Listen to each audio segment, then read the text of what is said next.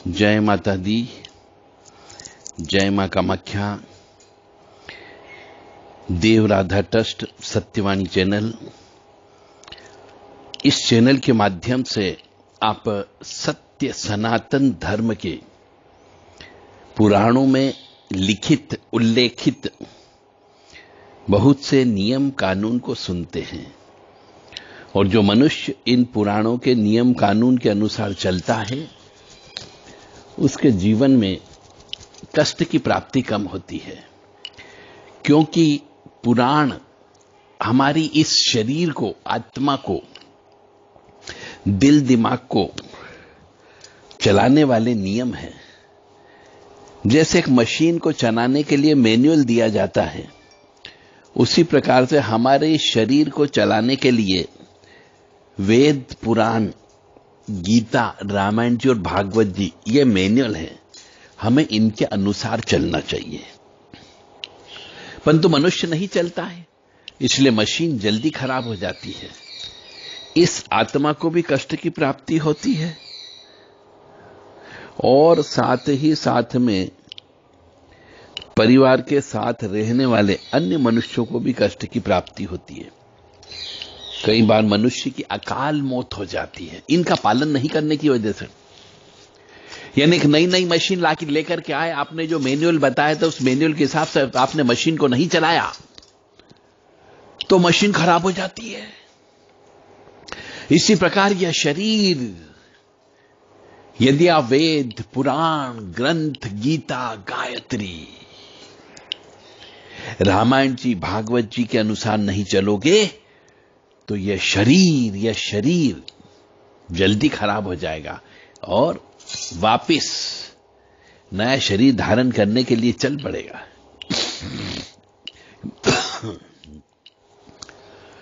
कामाख्ये वरदे देवी नीलपर्वतवासिनी तम देवी जगतमाता योनि मुद्रे नमस्तुते।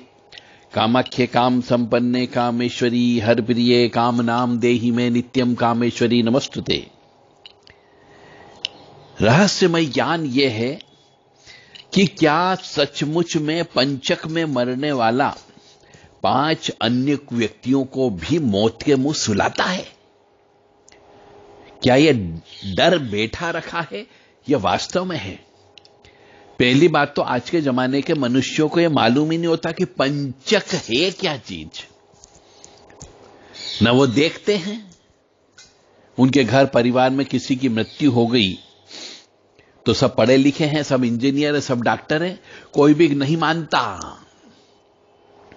और उसका फल भोगना पड़ता है। अब क्या फल भोगना पड़ता है, कैसे भोगना पड़ता है, वह हम आपको बात बताने जा रहे हैं। तो पंचक में मरना यानी घर परिवार का कोई भी सदस्य, चाहे जवान हो, युवा हो, वृद्ध हो, स्त्री हो, पुरुष हो, बच्चा हो, बच्ची हो, यदि कोई भी मनुष्य पंचक में मर जाता है, पंचक का मतलब होता है 5 नक्षत्र। यदि इन 5 नक्षत्रों में व्यक्ति मरता है तो ऐसा कहा जाता है कि वह 5 अन्य व्यक्तियों को भी 1 साल के अंदर अंदर मौत के मुंह में ले जाता है। तो कुछ व्यक्ति डर जाते हैं और कुछ व्यक्ति को ज्ञान होता है कि कब मरा तो तुरंत पंचांग देखते हैं कि अरे पंचक लग गए, तो फिर वो उसका विधान का पालन करता है। तो प्रश्न ये है हमारे सामने कि क्या सचमुच ही पंचक में मरने वाला 5 अन्य को भी साथ लेके जाता है? अब हम चलते सर्वप्रथम इसका उत्तर जानने के लिए गरुड़ पुराण में। गरुड़ पुराण क्या कहता है और अन्य धार्मिक ग्रंथ में भी उल्लेख है कि यदि पंचक में किसी की मृत्यु हो जाए तो उसके साथ उसी के कुल खानदान में 5 अन्य लोगों की मौत भी हो जाती है। वास्तव में पंचक जो है 5 प्रकार के होते हैं। अब कौन सा पंचक में मृत्यु हुई वो देखना चाहिए। पहला होता है रोग पंचक, दूसरा होता है राज पंचक, तीसरा होता है अग्नि पंचक, मृत्यु पंचक और चोर पंचक। जैसा कि हम नाम से ही स्पष्ट हो रहा है आपके सामने कि किस पंचक में मरा, इसमें मृत्यु पंचक ही मृत्यु से संबंधित है। यदि वो रोग पंचक या राज पंचक या अग्नि पंचक या चोर पंचक में मरा है तो 5 व्यक्तियों की मृत्यु नहीं होती है। ये बारीकी आपको समझना होगी। ऐसा नहीं कि हर किसी पंचक में मृत्यु होगी तो 5 को ले जाएगा, यह सरासर गलत है। तो आप जिससे भी परिवार के सदस्य या आस पड़ोस का व्यक्ति या यार दोस्त के यहां पर किसी की मृत्यु हो जाए, क्योंकि मृत्यु तो शाश्वत है, जो आया है उसे जाना है, तो मृत्यु आती है तो काहे को घबराते हो। तो शास्त्र क्या कहता है कि घनिष्ठा नक्षत्र, पूर्व भाद्रा नक्षत्र, रेवती नक्षत्र, ये नक्षत्र जो है 3 नक्षत्र जिनका नाम दिया है कि घनिष्ठा नक्षत्र, शतभिषा नक्षत्र, पूर्वाभाद्र नक्षत्र, रेवती नक्षत्र। तो घनिष्ठा से रेवती नक्षत्र पर्यंत इन 5 नक्षत्रों में 5 श्रेणियां बनाई गई है। ग्राम पंचक, यानी घनिष्ठा नक्षत्र में यदि कोई मरता है तो वह ग्राम नक्षत्र कहलाता है।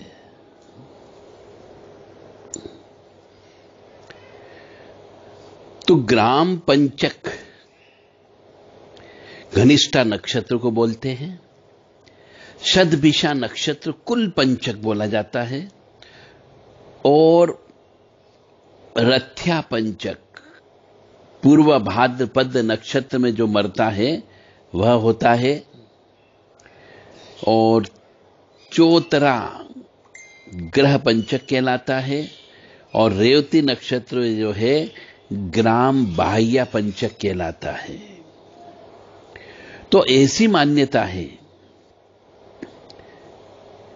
कि यदि घनिष्ठा नक्षत्र में किसी का मरण हो तो उस गांव नगर में 5 मृत्यु और होती है।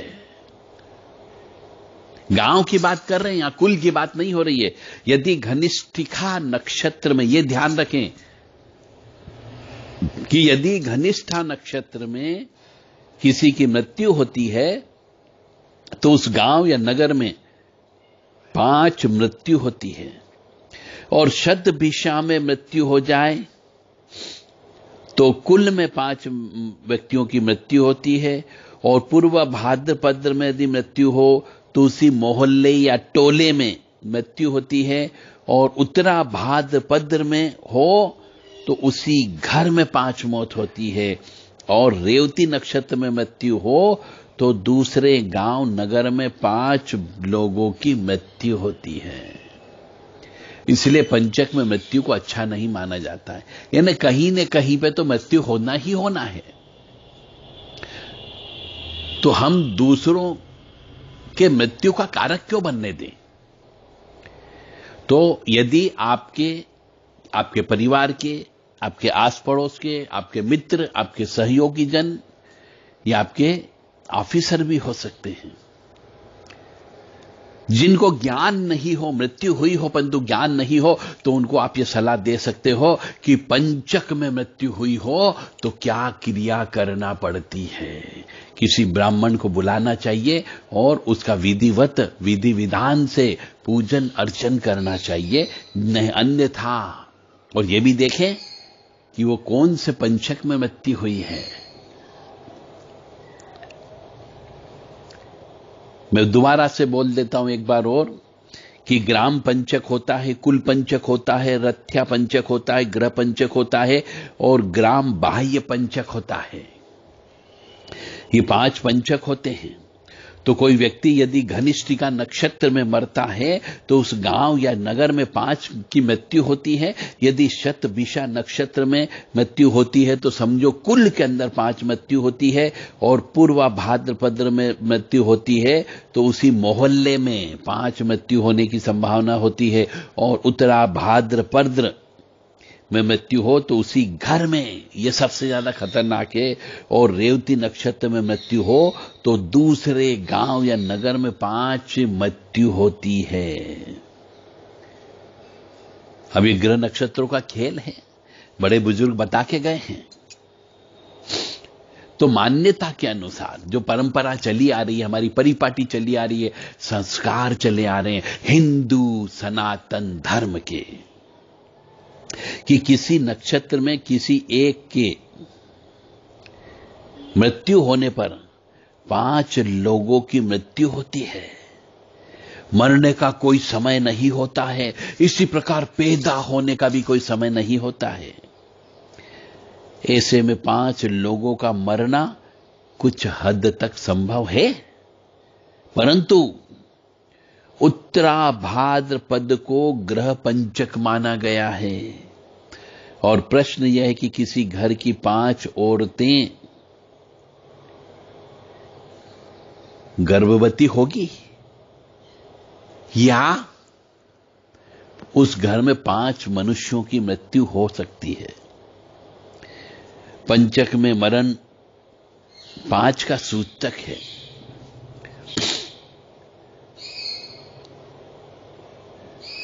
पांच मृत्युओं का अभिप्राय जो है, 5 ग्रह आदि में रोग, कष्ट, दुख आदि का आगमन हो सकता है। यानी कि यदि आपका पड़ोसी पंचक में मरा हो तो उसका प्रभाव आपके ऊपर पड़ सकता है। आपके ऊपर रोग आ सकते हैं, कष्ट आ सकते हैं, दुख आ सकते हैं। इसका कारण व्यथा, दुख, भय, लज्जा, रोग, शोक, अपमान तथा मरण, ये मृत्यु के 8 भेद हैं। मतलब कोई जरूरी नहीं कि मर ही जाए, मृत्यु 8 प्रकार से हो सकती है, ऐसा शास्त्र कहता है। व्यथा किसी को हो जाए, दुख किसी को हो जाए, भय हो जाए, किसी की लज्जा आ जाए, किसी को रोग लग जाए, किसी को शोक हो जाए, किसी का अपमान हो जाए, किसी का मरण हो जाए, ये मृत्यु के 8 भेद हैं। इसका मतलब यह है कि जरूरी नहीं कि 5 मृत्यु ही हो। 5 को किसी भी प्रकार का कोई भी अचानक रोग लग सकता है, कोई भी शोक हो सकता है, कोई कष्ट हो सकता है। तो ये मृत्यु के 5 प्रकार, ये सब आप याद रख लीजिए। तो पंचक में मृत्यु होना अच्छा नहीं माना जाता है। यह सनातन धर्म का ज्ञान है जो हमारे शास्त्रों में दबा हुआ है। और आजकल के जो इंग्लिश मैन और इंग्लिश मैम, दोनों इंग्लिश मनुष्य, इंग्लिश में पढ़ने वाले स्त्री पुरुष, वो इसका ज्ञान नहीं ले पाते हैं और उन्हें जीवन में रोग मिलता है, शोक मिलता है, कष्ट मिलता है, अपमान मिलता है, भय मिलता है और फिर वो भटकते रहते हैं।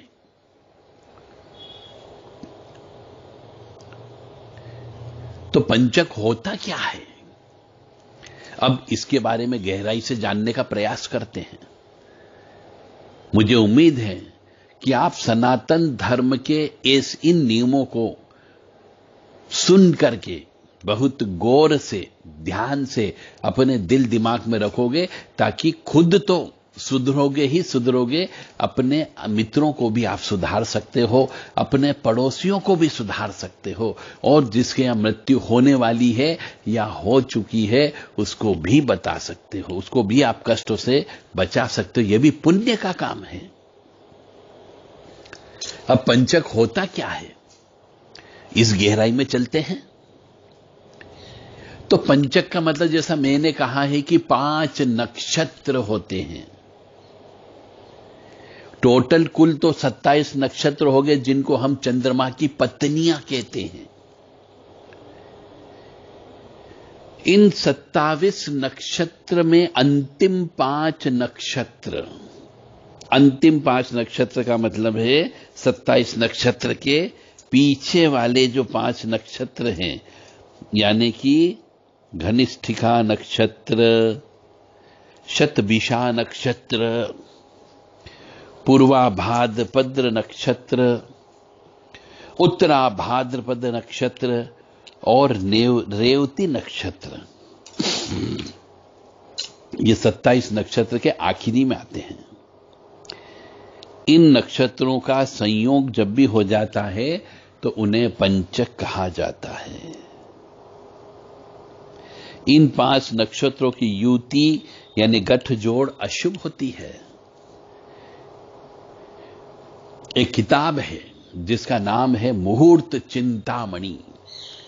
यदि आपके पास कभी समय हो और जेब में थोड़ा सा धर्म कर्म के लिए पैसा निकालने की इच्छा हो तो ये किताब अवश्य खरीदना, मुहूर्त चिंतामणि। इस मुहूर्त चिंतामणि नामक किताब के अनुसार इन नक्षत्रों की युति में किसी की मृत्यु होने पर परिवार के अन्य सदस्यों को मृत्यु या मृत्यु तुल्य कष्ट सहन करना पड़ता है। यानी इन 5 नक्षत्र में किसी की मृत्यु हो जाती है तो परिवार के सदस्यों की 5 की मृत्यु हो सकती है। मृत्यु नहीं हुई तो 5 मनुष्यों को मृत्यु तुल्य कष्ट सहन करना पड़ता है, यानी कि रोग, शोक, व्यथा, दुख, भय, लज्जा, अपमान और मरण भी हो सकता है। और ज्योतिष के अनुसार यदि हम चलते हैं तो ज्योतिष के अंतर्गत कुंभ राशि और मीन राशि के चंद्रमा के नक्षत्र, क्योंकि कुंभ भी आखिरी राशि आती है और मीन राशि भी 12 राशियों की आखिरी राशि है, तो इन चंद्रमा के नक्षत्र यानी घनिष्ठा से उत्तरार्ध, शतभिषा, पूर्णभाद्रा, उत्तराभाद्रा तथा रेवती, इन 5 नक्षत्रों के समूह को पंचक कहते हैं ज्योतिष शास्त्र में। अब घनिष्ठा नक्षत्र का स्वामी जो है मंगल है और शतभिषा नक्षत्र का स्वामी राहु, यानी मंगल भी पापी ग्रह हो गया, राहु भी पापी ग्रह हो गया। और पूर्वाभाद्रपद के बृहस्पति होते हैं, उत्तराभाद्रपद के स्वामी जो है शनि देव हैं और रेवती नक्षत्र के स्वामी बुध हैं। अब शनिवार से शुरू हुआ पंचक सबसे ज्यादा घातक होता है, ऐसा ज्योतिष शास्त्र कहता है। मतलब जब भी पंचक शनिवार से प्रारंभ हो तो मान के चलना वो पंचक बहुत ज्यादा खराब होता है, यानी कि घटना घटित होने की संभावना है बहुत ज्यादा होती है। इसे ही मृत्यु पंचक कहा जाता है। मुहूर्त चिंतामणि नामक किताब में इसका उपाय लिखा है। अब ये उपाय आपको ज्ञान होना चाहिए या आपके पंडित जी को ज्ञान होना चाहिए। पर आजकल के बहुत से पंडित जी को ज्ञान नहीं होता है तो कहते हमें नहीं आती है पूजा। अरे फिर काहे के पंडित जी बने हो?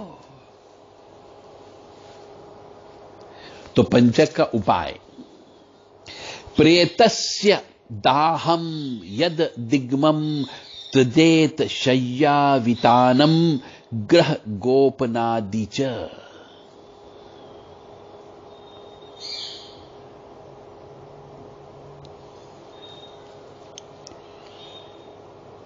यानी दाह की प्रक्रिया को यम आदि समय होता है उस समय त्याग देना चाहिए और शैया से उतारकर घर के अंदर गाय के गोबर का लेपन करके उसके ऊपर सुला देना चाहिए।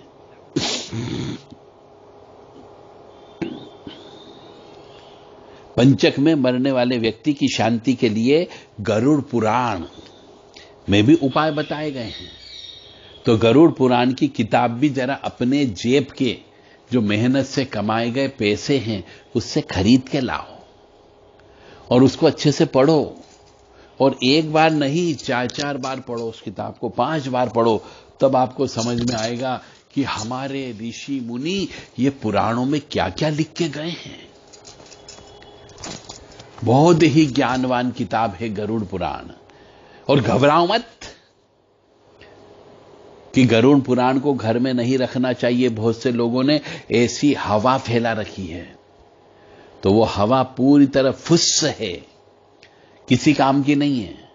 आपको गरुड़ पुराण नामक किताब पढ़ना है और उसको समझना है, ताकि आप स्वयं किसी और के आगे गिड़गिड़ाएंगे नहीं। इतना ज्यादा ज्ञान प्राप्त हो जाएगा कि आपके फंडे क्लियर हो जाएंगे। अब हो सकता है कि आप गरुड़ पुराण की बात अपने घर परिवार में करोगे तो स्त्रियां सबसे ज्यादा डरती है कि नहीं गरुड़ पुराण नहीं लाते हो तो मरते समय ही खरीदते हैं और पंडित लोग ही पढ़ता है और वही साथ में लेकर के चले जाते हैं। ऐसा नहीं है, एक किताब है वो तो। जैसे रामायण की किताब होती है, भागवत जी की किताब होती है, ऐसे ही गरुड़ पुराण भी किताब है। अब किताब को पढ़ने में क्या जा रहा, ज्ञान ही तो ले रहे हैं। तो इसलिए डरो मत, गरुड़ पुराण नामक किताब खरीद के लाओ और उसको पढ़ो। तो गरुड़ पुराण के अनुसार पंचक में शव का अंतिम संस्कार करने के पहले किसी योग्य विद्वान विप्रवर की सलाह लेना चाहिए। यदि विधि अनुसार यह कार्य किया जाए तो संकट टल जाता है। यानी कि पूजा पाठ, जप तप, दान धर्म और विधि विधान से दाह संस्कार करने पर जो पंचक का दोष है वो दोष समाप्त हो जाता है। वास्तव में पंडित के कहे अनुसार शव के साथ तिल, जौ का आटा, बेसन या कुश, ये सूखी घास जो होती कुश, उसके 5 पुतले अर्थी के साथ में रख करके इन 5 का भी शव की तरह पूर्ण विधि विधान से अंतिम संस्कार किया जाता है। ऐसा करने से पंचक का दोष समाप्त होता है। एक बार और सुन लीजिए कि जिस दिन कोई व्यक्ति मरा है, आत्मा निकली है, यदि उस दिन पंचक हो तो घर से 5 कुश के पुतले बनाए जाए। यदि कुश उपलब्ध न हो तो उड़द के आटा, तिल और जौ का आटा मिला करके 5 पुतले बना करके शव के साथ में घर के अंदर से ही विधि विधान से पिंडदान दे करके उनको अर्थी के साथ बांध करके शव दाह गृह तक ले जाना चाहिए।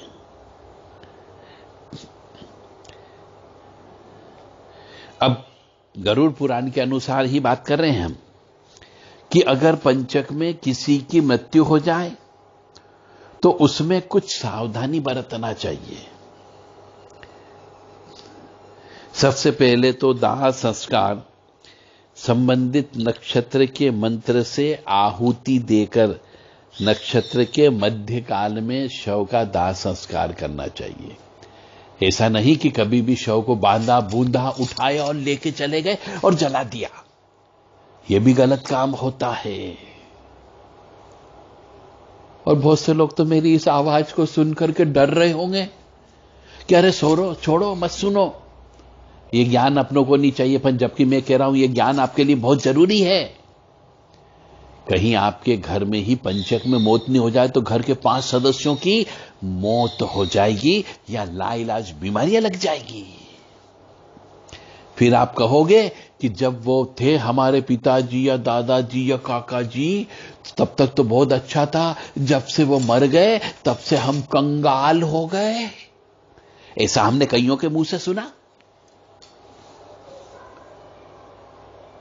तो ऐसा इसीलिए होता है क्योंकि आपको ज्ञान नहीं है और मैं आपको ज्ञान दे रहा हूं, फ्री में ज्ञान दे रहा हूं। तो आपको ज्ञान लीजिए और इसका जीवन में प्रयोग करिए।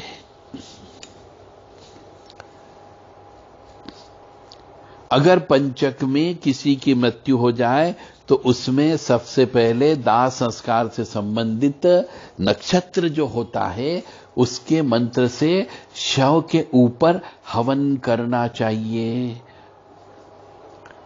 नियम पूर्वक आहुति पुण्य फल प्रदान करती है। साथ ही संभव हो तो दाह संस्कार तीर्थ स्थल में करना चाहिए तो उत्तम गति मिलती है। फिर यहां पे रहस्यमय ज्ञान आ गया कि यदि किसी व्यक्ति की मृत्यु पंचक में हो तो पंचक के नक्षत्र जिसमें दाह संस्कार कर रहे हैं उसके मंत्र पंडित जी को आना चाहिए। जलती हुई चिता पे हवन करवाए और किसी तीर्थ स्थान पे शव को ले जाके जलाना चाहिए, बजाय कि किसी गांव में। इसी प्रकार त्रिपुष्कर योग और भरणी नक्षत्र में भी यही अनर्थ प्राप्त होता है, ऐसा शास्त्र में कहता है।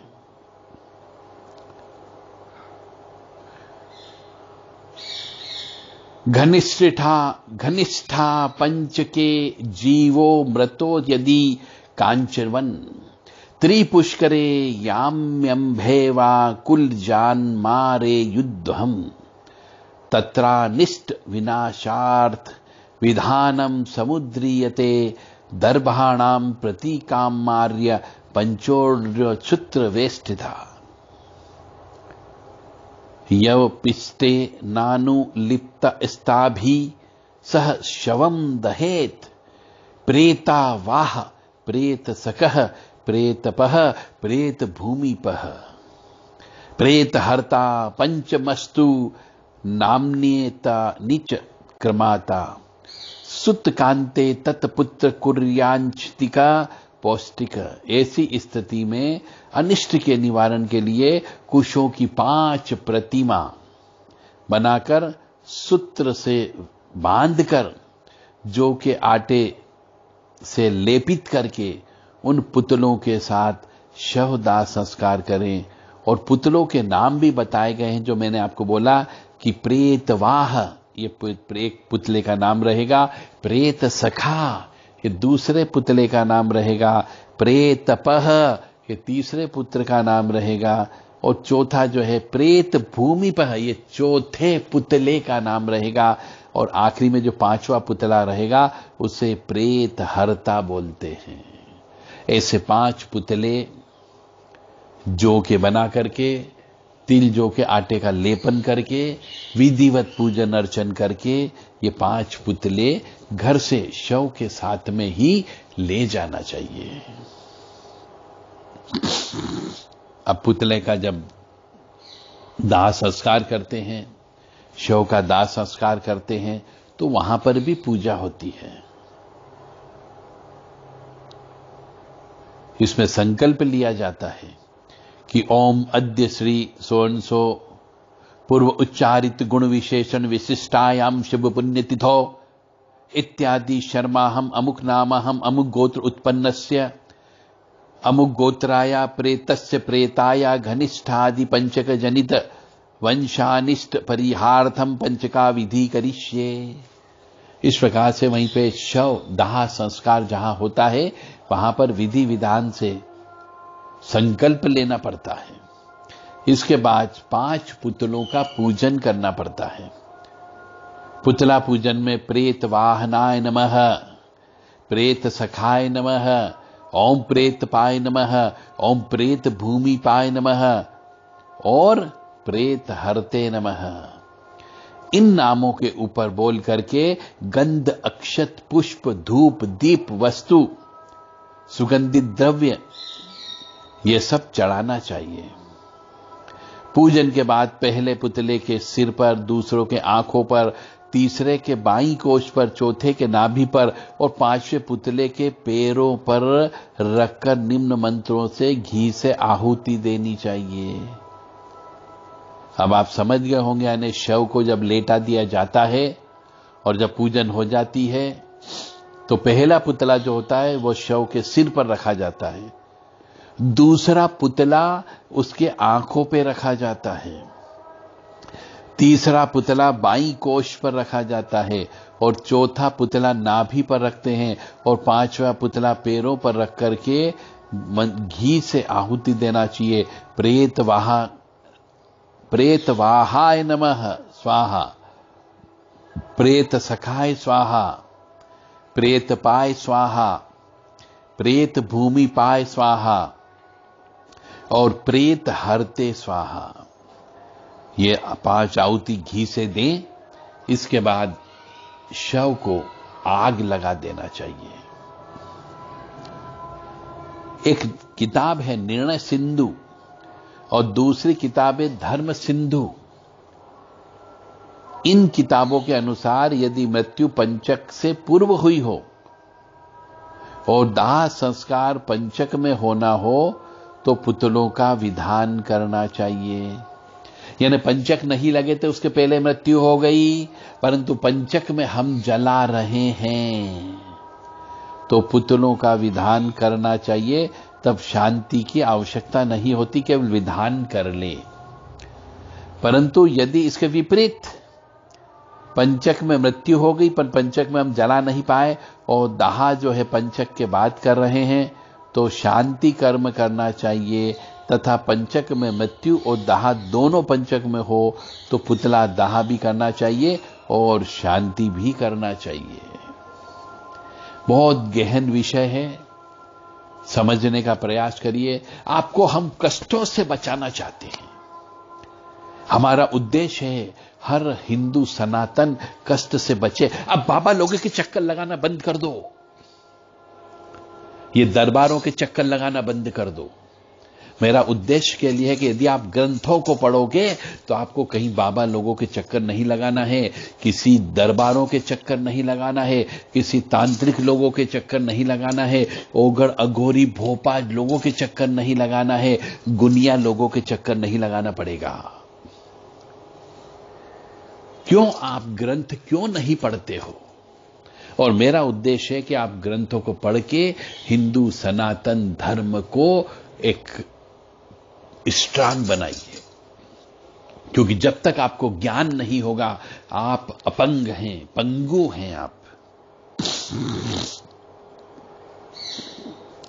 तो ऐसे पंचक में मृत्यु होती है तो इस प्रकार का विधान करना होता है। मुहूर्त चिंतामणि में बिल्कुल लिखा हुआ है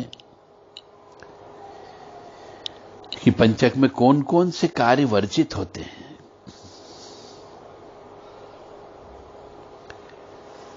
अग्नि, चोर भयम, रोगो, राज पीड़ा, धन क्षति, संग्रहे तृण काष्ठनाम कृते वस्वादि पंचके। अर्थात पंचक में तिनकों और काष्ठों के संग्रह से अग्नि भय होता है, चोर भय होता है, रोग भय होता है, राज भय होता है और धन हानि भी होती है। इसलिए लकड़ी का संग्रह पंचक में नहीं करना चाहिए। पंचक के बारे में और भी विस्तार से हम चर्चा कर सकते हैं, परंतु चूंकि समय कम है इस वजह से हम ज्यादा विस्तृत वर्णन नहीं कर पा सकते हैं। एक सीमा है वीडियो बनाने की भी और आपकी सुनने की भी, परंतु हम जब तक आपको पूरा ज्ञान नहीं देंगे आप कैसे समझोगे? मैं 5-10 मिनट में वीडियो में आपको नहीं समझा सकता और अधूरा ज्ञान खतरनाक होता है, इसलिए मैं पूरा ज्ञान देने का प्रयास करता हूं। तो पंचक में आपको कौन से काम नहीं करना चाहिए? पंचक में चारपाई नहीं बनवाना चाहिए, ऐसा करने से संकट आता है। जो व्यक्ति उस चारपाई पे सोएगा उसकी मृत्यु जल्दी हो सकती है। जिस समय घनिष्ठिका नक्षत्र हो उस समय घास, लकड़ी, जलने वाली वस्तुएं इकट्ठी नहीं करनी चाहिए, इससे आग लगने का भय होता है। पंचक के दौरान दक्षिण दिशा में यात्रा नहीं करनी चाहिए, क्योंकि दक्षिण दिशा यम की दिशा मानी गई है। इन नक्षत्रों में दक्षिण दिशा की यात्रा करना हानिकारक होता है, यानी एक्सीडेंट होने की संभावना होती है। पंचक के दौरान जब रेवती नक्षत्र चल रहा हो उस समय घर की छत नहीं बनवाना चाहिए, इससे धन हानि होती है और घर में क्लेश होने की संभावनाएं होती हैं। पंचक में शव का अंतिम संस्कार नहीं करना चाहिए। यदि ऐसा न हो पाए तो गरुड़ पुराण के अनुसार जो हमने आपको बताया है कि 5 पुतले कुश के बना करके आटे का लेपन करके अर्थी के साथ में रखना चाहिए और पूर्ण विधि विधान के साथ में किसी ब्राह्मण को साथ में रख करके वे करना चाहिए। तो अब पंचक में कौन कौन से काम कर सकते हैं, ऐसा भी शास्त्र में लिखा हुआ है कि पंचक में कौन कौन से काम आप कर सकते हो और कौन से काम नहीं कर सकते हो। पंचक में सगाई की जा सकती है, विवाह किया जा सकता है, शुभ कार्य भी किए जा सकते हैं। और कई जगह ऐसा भी कहा गया है कि चलित काम करना शुभ माना गया है। घनिष्ठिका नक्षत्र और शतभिषा नक्षत्र में यात्रा करना, वाहन खरीदना, मशीनरी से संबंधित काम शुरू करना, जो चल वाले होते हैं इनको कर सकते हैं हम, अच्छा माना जाता है। बीज बोना, गृह प्रवेश करना, शांति पूजन, जमीन से जुड़े स्थिर कार्य जो है ये स्थिर संगत नक्षत्र है, उत्तरा भाद्रपद इसमें कर सकते हैं, परंतु घनिष्ठिका और शतभिषा में नहीं किया जा सकता है। रेवती नक्षत्र मैत्री नक्षत्र है, इसमें व्यापार से संबंधित सौदे कर सकते हैं, नए कपड़े खरीद सकते हैं, विवाद का निपटारा कर सकते हैं, क्योंकि यह मैत्री संज्ञक नक्षत्र है, गहने खरीद सकते हो। तो इसमें शुभ भी है, कुछ अशुभ भी है, इनका बहुत गहनता से विश्लेषण करना पड़ता है आपको। जय माता दी, जय मां कामाख्या। मुझे उम्मीद है कि अब आप के परिवार में हो सकता है कि पहले आपके परिवार में किसी की मृत्यु हुई, क्योंकि मृत्यु तो शाश्वत है, मृत्यु तो होना है, तो किसी न किसी की मृत्यु तो हुई है। तो उनकी मृत्यु कहीं पर पंचक में होने की वजह से और विधि विधान से उनका दाह संस्कार नहीं करने की वजह से आपके परिवार में लाइलाज बीमारी लग गई हो, आपके परिवार की प्रगति रुक गई हो, आपके परिवार में विवाह होना बंद हो गए हो, आपके परिवार में तरह तरह के रोग लग गए हो और प्रेतों के द्वारा कष्ट दिया जाता हो, तो आप पंचक की शांति करवा सकते हैं। देव राधा ट्रस्ट सत्यवाणी चैनल के व्हाट्सएप नंबर के माध्यम से आप देव राधा ट्रस्ट से संपर्क करके, यदि आपसे जाने अनजाने में कोई गलती हो गई, आपने ऐसा विधान का पालन नहीं किया है, तो आप उज्जैन महाकाल महाराज की जो पवित्र नगरी है उसमें आकर के पंचक की शांति देव राधा ट्रस्ट सत्यवाणी चैनल के माध्यम से आप करवा सकते हैं। मां भगवती जगत जननी आपको सद्बुद्धि प्रदान करें, सुख दे, समृद्धि दे, शांति दे, मान सम्मान दे, कीर्ति दे, यश दे, ऐसी कामना हम करते हैं। जय श्री महाकाल महाराज। ओम मृत्युंजय महादेव त्राहि मां शरणागतम जन्म मृत्यु जरा व्याधि पीड़ितम कर्म बंधने।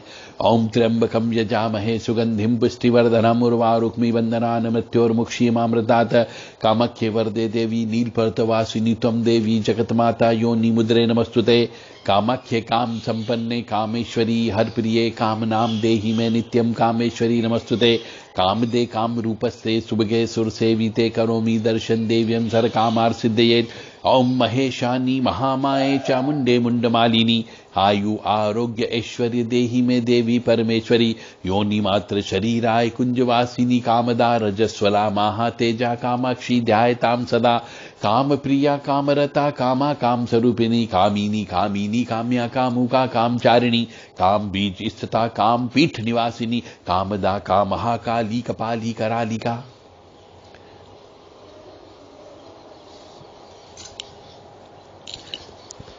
(9893128047) ये व्हाट्सएप नंबर है और 7987237885 इन नंबर पर संपर्क करके आप पंचक दोष की शांति जो हो चुका है, परंतु शांति कराने की पूजा आप करवा सकते हैं।